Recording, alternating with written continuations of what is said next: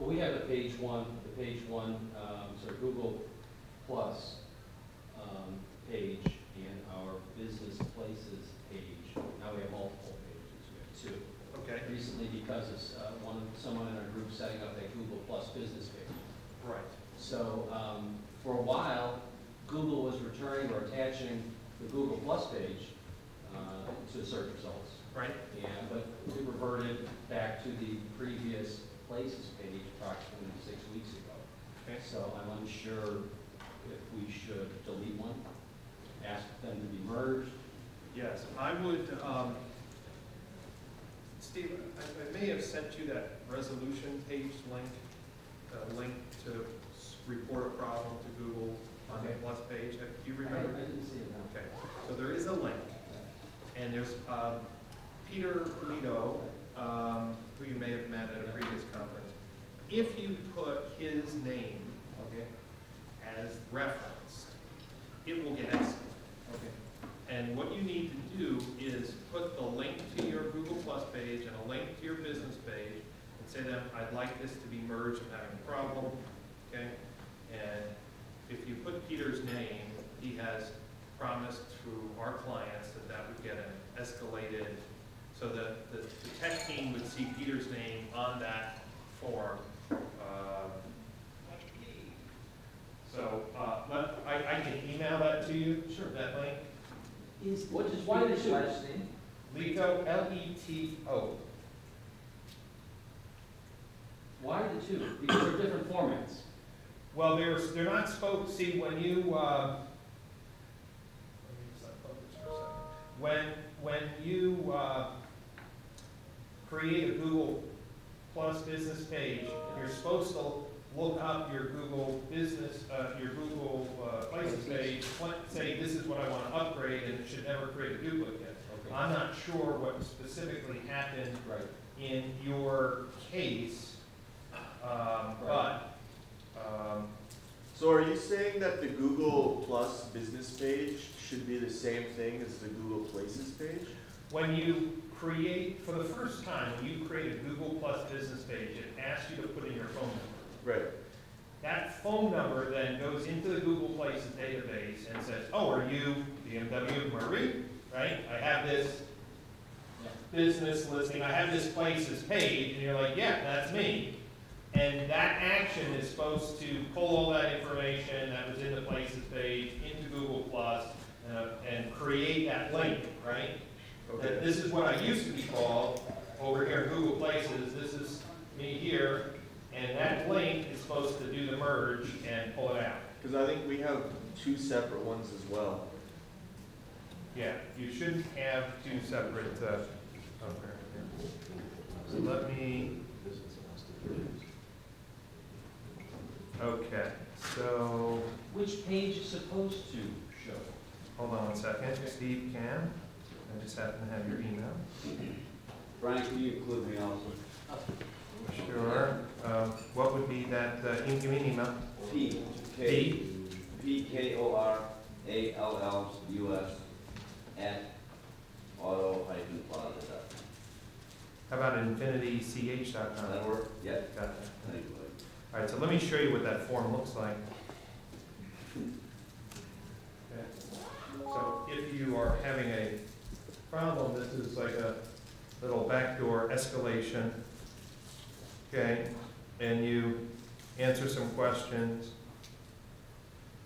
Okay, and you get the idea. And describe the escalation, you know, as per Peter Leo, here's what my problem is. And then the link to your Places page in Google Plus and such. That should fix it. So if you have two, which you shouldn't have two, you need to get that resolved. Which page should be The Google Plus whole, because Google Places effectively is no longer anything of note. So if we get them merged, then anything we post to like Google Plus will go to the local Places page as well, or are they still sort of separate? So Google Plus is effectively a personal account, your personal account. Google plus local is the business page. So your Google plus local is your business listing. So if you log in to Google and you are the administrator, you can act on posts that would show on that account. Let me just show you what I mean by that. I just happen to be the administrator for our Google Plus local business page, right? So, all right, so if I'm logged in here correctly, I am not, hold on. I have to log myself out. So that was your personal account there, right? Yeah, let me,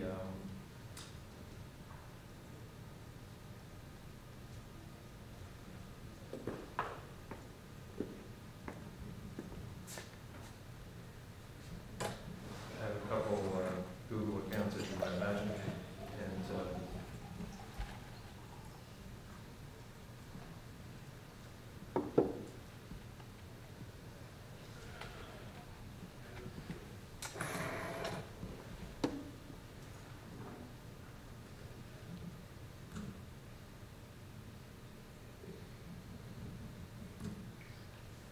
okay. I think that I got, let me change the resolution on the screen because somehow it's not getting the whole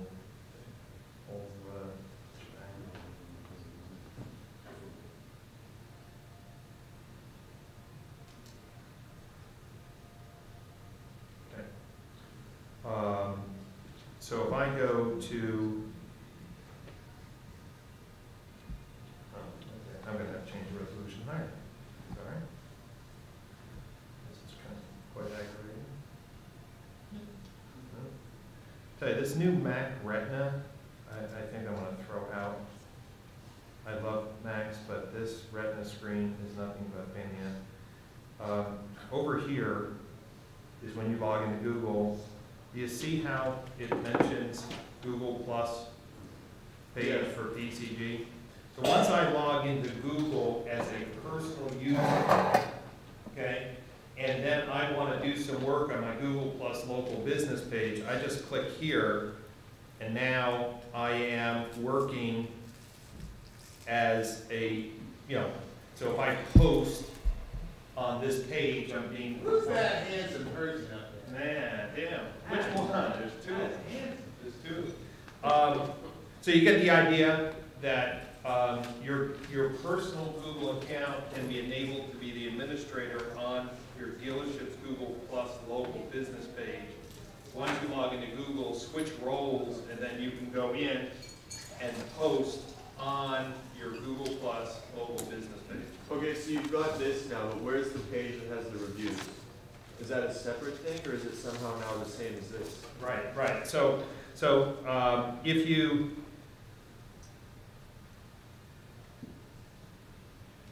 Oh, it's under more. It's in local. okay, so no reviews, you get the idea. So the reviews are here. Okay, so they still are sort of separate, In but a controlled from the visual interface, but they're all really the same thing. Okay?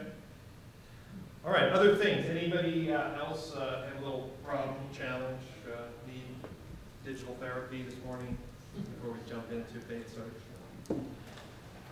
How is Google advancing with the Google cars? I keep a look at Palo Alto. Yep.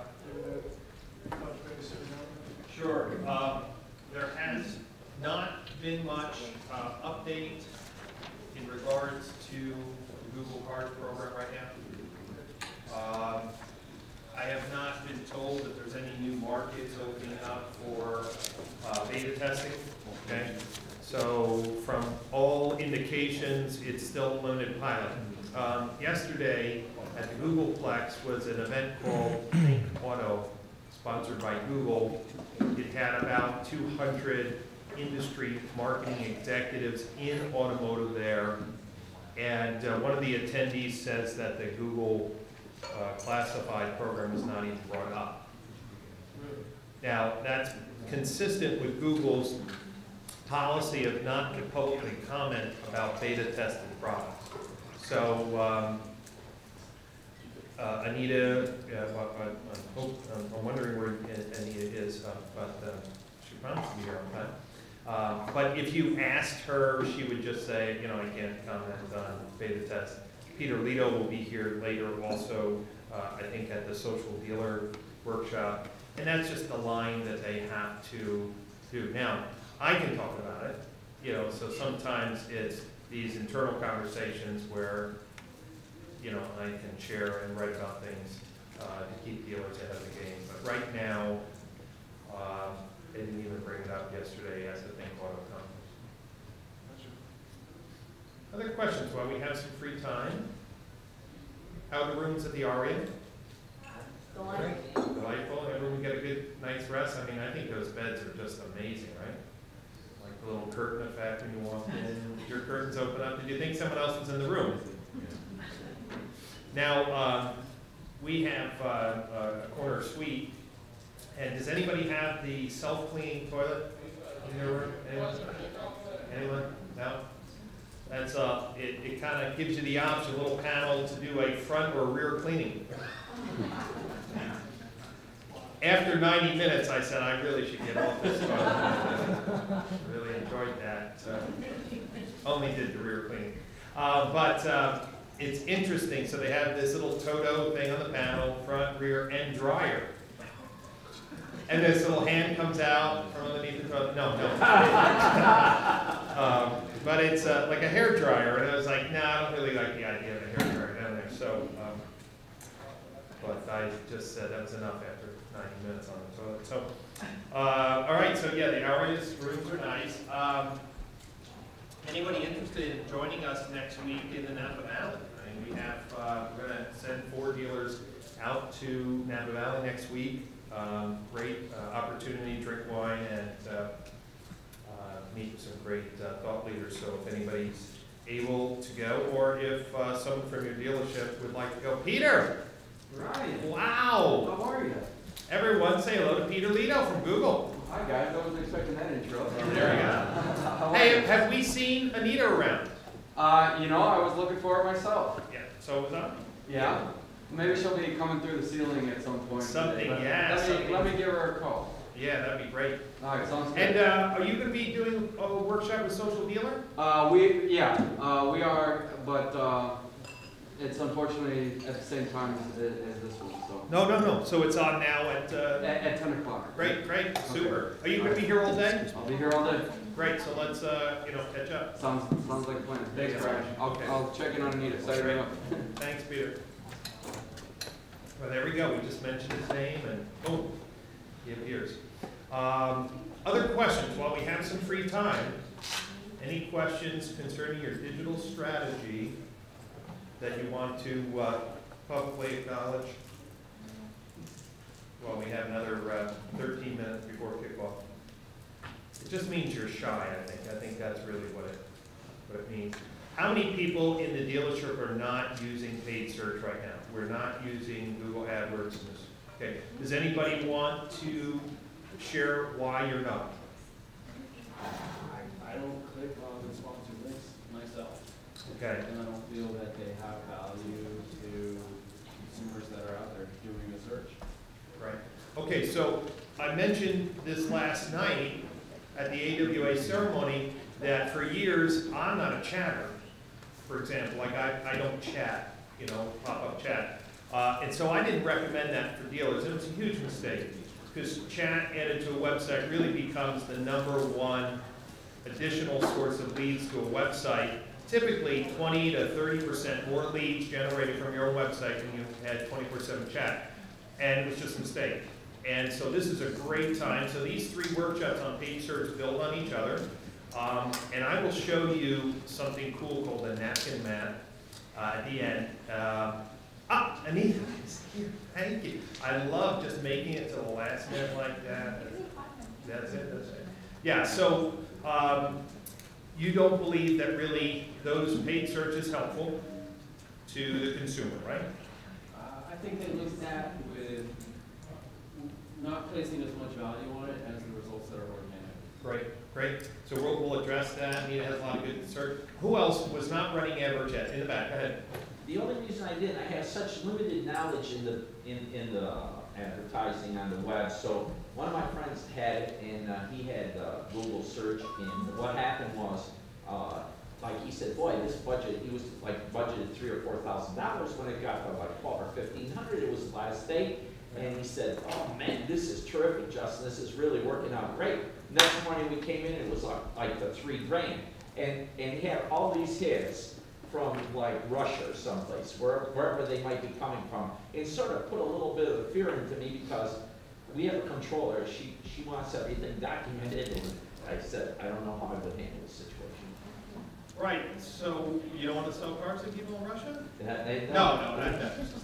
No, I mean, there are horror stories about people who've had AdWords set up improperly. So today, the companies that are here at AutoCon that run AdWords are real sophisticated.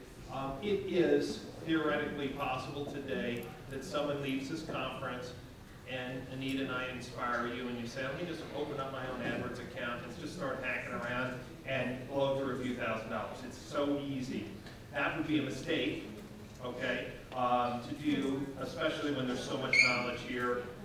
And my favorite part of this 3-part series is today's napkin mat example. And it's a little controversial, but to me, for those who are not doing paid search, and I don't make any money in my business by telling dealers to spend more money on paid search, you'll see that dealers are already have a marketing budget, and the real question is what is the process in which monies are being allocated? And so today, I want to turn the tables because most dealerships are doing it wrong, they're budgeting wrong, and so I added some data. You have a chance to see the deck I added? Great. So we're going to get started in just a few minutes. We have 9 minutes to go. So, anybody else not using AdWords currently at your dealership? Okay, BMW Murray, watch. Well, same thing with him. I wasn't, 100% sure how to make it effective because I know you could probably spend a lot of money and not see the results from it. So I wanted to make sure that was, we knew what we were doing. We're also in a bit of a unique situation where we put our efforts into SEO. We're the only people that do one mistake. It's a little bit easy for our people to find us. Yep. I don't have to compete with the other BMW people that are trying to put a dominate on top of me. But what we're finding now is that some of the larger, even Honda, Toyota, are putting themselves. Are conquesting you. Not in every sense, but they're starting. Yes. And so now we need to have a preemptive strike take place, and that's what we're going to be integrating this. But I didn't want to start a search program without doing this. So we did sign up with Cobalt with our mini site. Okay. And they are running that for us. And we saw about 1,200 unique visits added to our website over the last, it's just been going up. And in the last month, we had about 1,200 more visits to that website. So, it's funny, a newspaper rep, a cable TV rep, or radio rep can pretty much convince a dealer to spend 5 or 10 grand. And you know the methods in which they, do that. Oh, let's go out shopping, let's do this, and if anybody has an ROI report from that $5,000 full-page ad in the Sunday paper, I mean, if we have it, I'd love to see that wild spend ROI. Now, I'm not against newspaper, don't get me wrong, but it's kind of funny. Dealers have been spending money on the throw it on the wall and I hope it sticks mentality, and then digital comes along and it's the first time you really can actually document stuff, and people say, well, I better see that ROI, man. We don't spend anything without knowing the ROI. Oh, really? Really? That's interesting. What's the ROI of that billboard? What's the ROI of your Little League sponsorship? I mean, we make decisions. So the point of this 3-workshop series, Anita has some really compelling data that Google's compiled. So if you're a doubter on how paid search influences consumers, after today, I would say that if Anita does a good job, she sings actually at the same time when she presents the data. And so, no, she doesn't. That's the end, right? At the end. But we're going to kind of co-present, and the data that she has brought, which is the latest data from Google, is really amazing. Now you may say, well, of course Google's going to tell you to spend money, right? So since Anita may not be able to directly address that question because it would not sound authentic, you know, it's bottom line is when you look at the data and if you work into a digital strategy like the napkin math I'll show you, I believe that an overall digital strategy goal is how do I expose my inventory to more in-market shoppers? Basic strategy is how do I get the cars that I work so hard to bring in that are used or new in front of as many eyeballs as possible. And those eyeballs need to be somewhat interested in cars, not from Russia, right? So we're clear that I'm not talking about just drive-in traffic from India, Russia, China, you know, okay. 25-mile, 50-mile radius around your dealership, get more eyeballs. So can we agree at the basic principle that it would make sense to get more people to see our cars, right? Okay. So this is a really fundamental premise. And that, would you also agree that the more vehicle detail page views that are being generated on your website would have some direct correlation to how many people are walk in and buy a car? So if your cars are priced right, merchandised properly, photographed properly, and you're buying the right cars, market demand, you're maybe using some pricing or market pricing tools, if we're doing all that right, like we got a great used car manager, we're photographing 20 to 30 photos, okay, and we're priced right in the market, would we agree that getting more eyeballs to those pages is really a good strategy? So if somebody types in, just as a general, to kind of get your mind set, if somebody types in Toyota Camry lease, do you think that they're pretty deep in the sales funnel? Toyota Camry lease? Or Chevrolet Silverado incentives? Right? So you can pick your own words yourself.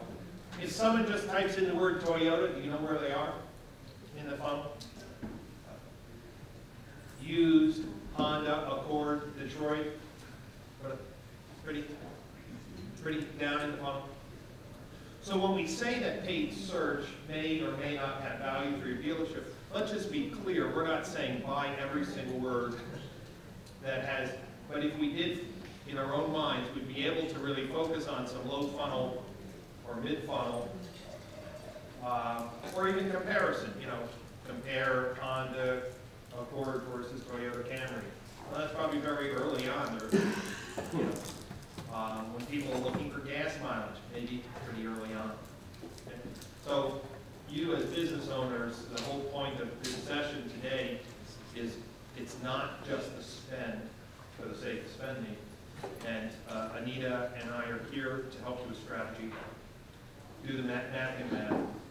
And I will tell you that there is a cap to how much money you can spend in Google AdWords. It is not unlimited. I believe that there is a law of diminishing returns at some point. The funny thing is that for most dealers, they're underspending. So how many of you are a GM dealership? GM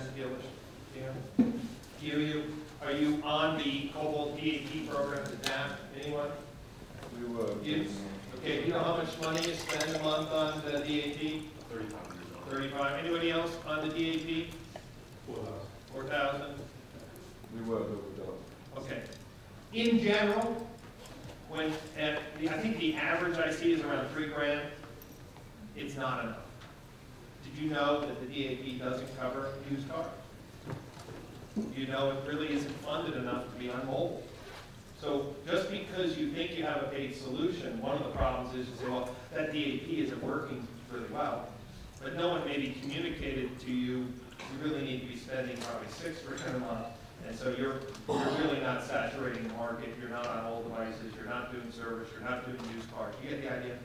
So just because you're in a paid search program, you really have to, from these 3 workshops, ask the right questions and go back to your ProCare rep, or your Dealer.com PCD rep, or your Haystack rep, and really understand what they're doing with your money. Am I in new? Am I in used? Am I in service? Am I on mobile? Am I on YouTube? You get the idea? You're going to learn in these 3 sessions. And then everyone, if you attend all 3 sessions, will also send you a certificate for that program. So I think we are ready. It's 9:59. So would you give Anita Avram a big round of applause from Google?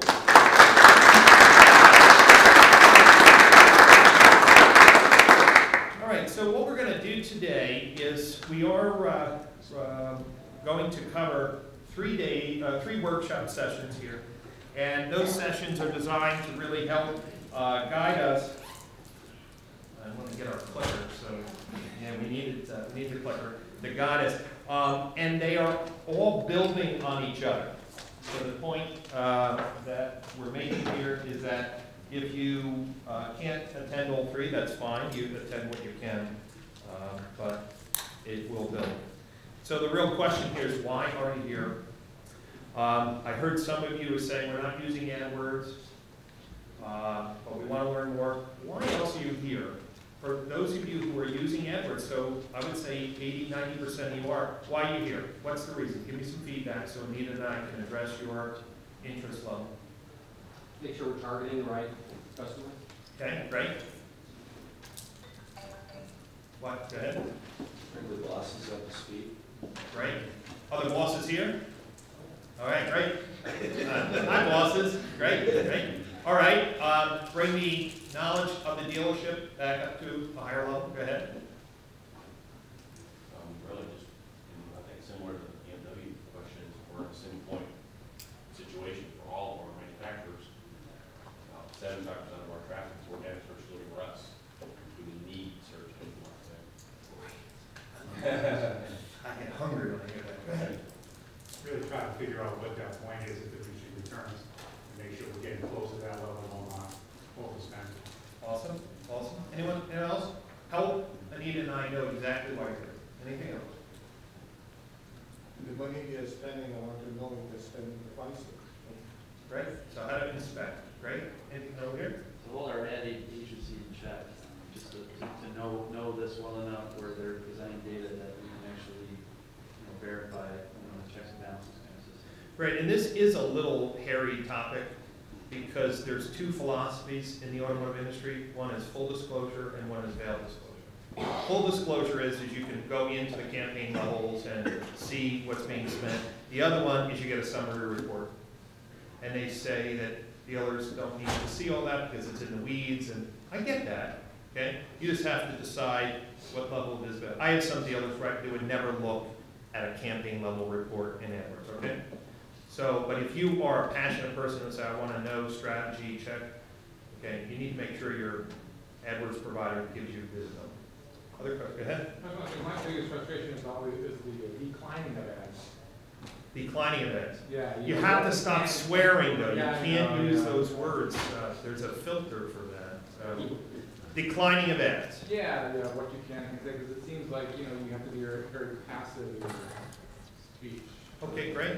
So Nita will definitely hit on that because we're going to be covering some of that. Anything else? Are you here? Go ahead. Well, it seems to me like this is the first time in history that you actually can do a digital airstrike or behind the scenes, attack the market, control the market, and it's not physically repeatable or someone can't see it. So to me, that's what I noticed the most about it. I mean, normally if you run an ad and you got a crazy ad or something that's bringing in a lot of business, somebody can say, hey, this is what they're doing, and it's evident, it's out there in the marketplace. Just copy it. Stuff's behind the scenes. Yeah. And so that's the thing that intrigues me about it. Yeah. There's a whole new field of conquest strategies for AdWords. How many of you saw the AutoCon retargeting banners or the pre-roll videos on YouTube, right? Imagine crushing your competition, playing your video pre-roll over every automotive video in your market on YouTube. I mean, you want to talk about reach. frequency. Okay, so here's what we're going to do. I'm going to just key up a couple slides, and then Anita's going to take over, go back and forth. And since we want to use this mic, so we'll just kind of swap here. So whether you want to believe it or not, it is extremely important that dealers understand the digital trends, and Anita's data is really mind-blowing on what's happening in the marketplace. So I just wanted to level set what we're talking about. Those boxes here in the search in red are your Google AdWords, top, right, and bottom now. The area in green is your Google plus local, and the listings above and below the green we would call organic or free search. So that could include videos, photos. I also just wanted to make sure you understood that this was personalized search results. That little icon, the little head on the left by the photos, and it says personalized. If you're logged into Google search, your results will be different than a consumer. So if you're going to blindly test your market, you've got to keep logged out of your Google account, okay? And then retargeting, you saw our banners around, Driving Sales Executive Summit, which is next month in October, great conference. Using retargeting, I visited their website, now I'm on Mashable reading an article, and there is a banner ad called retargeting. Here I was looking at this crazy article about Jason Biggs, and there's Haystack, who's here as an exhibitor. There's Dealer eProcess exhibitor, get it? I visited their websites, and I'm following around. Dealers are saying, Brian, we get 3, 4, 5, 8,000 visitors a month on my website. How come I'm not getting more leads and calls? Well, are you retargeting them? Are you following them? You can follow them for 500 days. I mean, I'm a big fan. You'll see the data later. How about mobile? And click the call format. We're going to see some amazing stats here. So, are you running mobile ads? How about promoted videos? You know, YouTube is the second most accessed search engine, #1 video site. Are you creating walk-around videos, price comparison? If I want to attack BMW of Murray, now if I was a Lexus dealer, every time someone's in YouTube searching a BMW, I would have a video, compare the BMW 5 Series to this, compare, and I promote that right there, and just completely dominate. They would not be able to search for anything on YouTube with BMW without seeing my sponsored videos. And it can also be something like this. This is actually a dealer here in Vegas. I'm looking at Ralph's beautiful face, and right up top in yellow is a conquest video, a promoted video for YouTube. And then when you're playing videos, how about that? Your pay-per-click ads can overlay other people's videos. So you can run ads over other people's videos. Conquest opportunities. So with that in mind, I want to turn over to Anita and let her dive into some of this data. Thanks, Brian. One thing I like to say about Brian is he's actually one of the people who's really at the forefront of what you can do with online marketing with Google. The bad news is it's fairly complicated. There's a lot of different products you have to target, a lot of different strategies that go into it, so it's not as easy as setting it up and forgetting about it. And Brian's been really great about kind of thinking of what's new, what's coming out, how can you really apply this to your marketing strategy. So I'm going to take a step back here just for a second. I don't think some of you are familiar with ZMOT, the Zero Moment of Truth. We released a study a couple of years ago with a research house, so it wasn't just us kind of saying this is what you should do. We had some third-party data to back this up. And basically, the point that ZMOT makes that I think is very relevant in any presentation that you will hear, any presentation that Googler will do, is that the technology, the evolution of technology has really changed how consumers behave. And where it's most evident is how consumers make purchasing decisions. So it used to be really easy. You had a newspaper ad, you had a billboard, you had a TV ad, and that would drive someone to the dealership. But that's not happening anymore. Right before they actually visit your dealership, they do months and months of research. And that process is called the Zero Moment of Truth. And with automotive, shoppers probably spend almost the most amount of time researching what kind of car they're going to buy. And they check 18 sources on average, to make a decision. So if you only have an offline advertising strategy, if you only do organic search, you're missing a lot of opportunity for auto shoppers are researching and they're reading information and you're not showing your ad.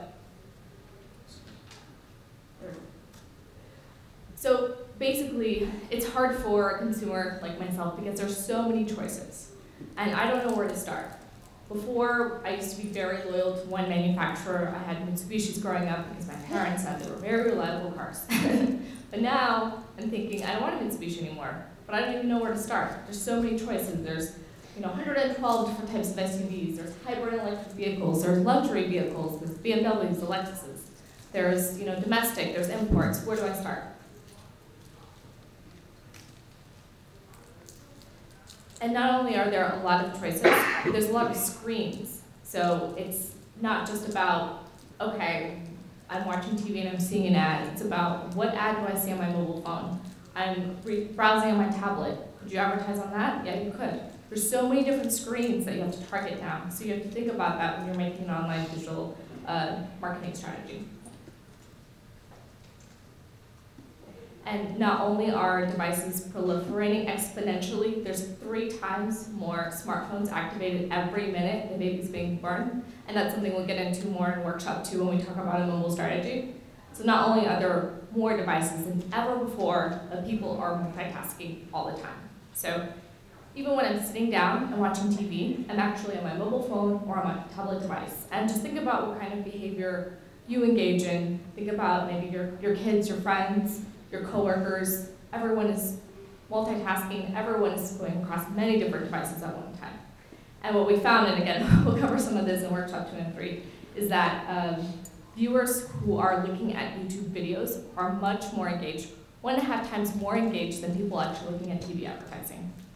So why not advertise on YouTube? You can actually see the ROI of that versus just putting a TV spot.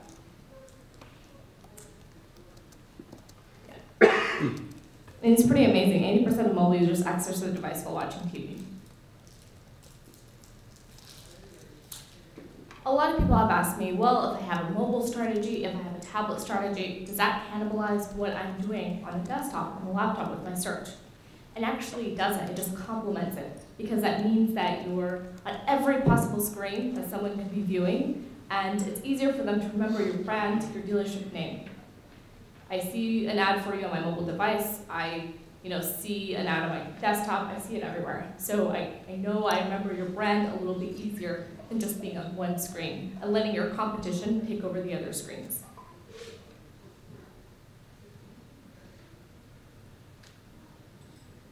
And not only that, it's important to be able to target on all these different screens because, as I mentioned, it just increases your brand affinity. So it makes your brand more favorable, it makes you more memorable, and I'm not here to tell you that you should stop doing offline advertising because that's not the case. It can be very effective, and it can provide that first moment of truth to really inspire the consumer to do the research to buy a car.